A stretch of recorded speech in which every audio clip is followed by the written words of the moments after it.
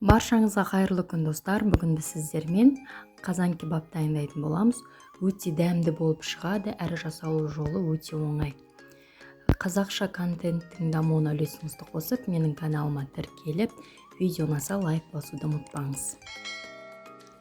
Сіз қанша адамға дайындайсыз, алдымен соған байланысты ет сүйектерімізді, одан кейін картошкаларымызды ашып дайындап аламыз. Картошкаларымызды жуып құрғатып аламыз. Егер картошкаңыз тым үлкен болса, екіге бөліп қолдансаңыз болады. Одан кейін қазанға көбірек май құйып, қатты қылып қоямыз астын. Алдымен картошкаларымызды араластыра отырып, қызартып қуырып аламыз.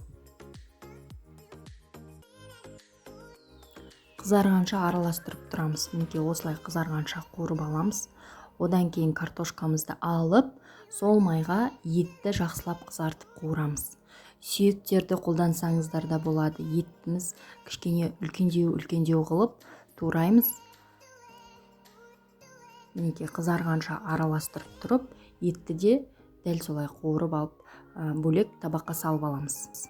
Енді өз қалауларыңызға байланысты дәмдеушістер қоссаңыздар болады. Менде ет тұздалғандықтан тек паприка ғана қосамын етке.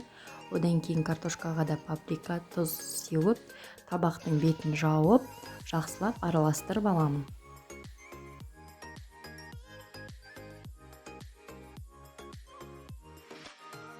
Бастапқыда құйған майымыз өте көп болатын. Соның жартысын құйып алдым да, жартысын қазанда қалдырдым. Осыған енді әрі қарай дайындайтын боламыз. Алдымен еттерді саламыз. Отты өте баяу етіп қоямыз. Одан кейін үстіне картошкаларымызды орналастырамыз. Ешқандай су құймаймыз. Астын баяу отта 1-1,5 сағатта бұқтырып пісіріп алатын боламыз. Енді қазанның қақпағын жауып, өте баяу отта 1,5 сағат бұқтырып аламыз. Ешқандай су құймаймыз.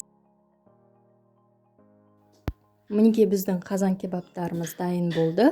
Алдымен тарелкаға картошкаларымызды орналастырып аламыз. Одан кейін үстіне етті сүйектерін салып, бетіне майын құйып, қалауыңызша түрлі көкөністермен әсемдесеңіз болады. Өте дәмді болып шығады. Міндетті түрде дайындап көріңіз. Видео түсінікті болды деген ойдамын. Түсінбеген сұрақтарыңыз болса, комментарийге қалдырсаңыздар болады. Кәделеріңізге жарасын.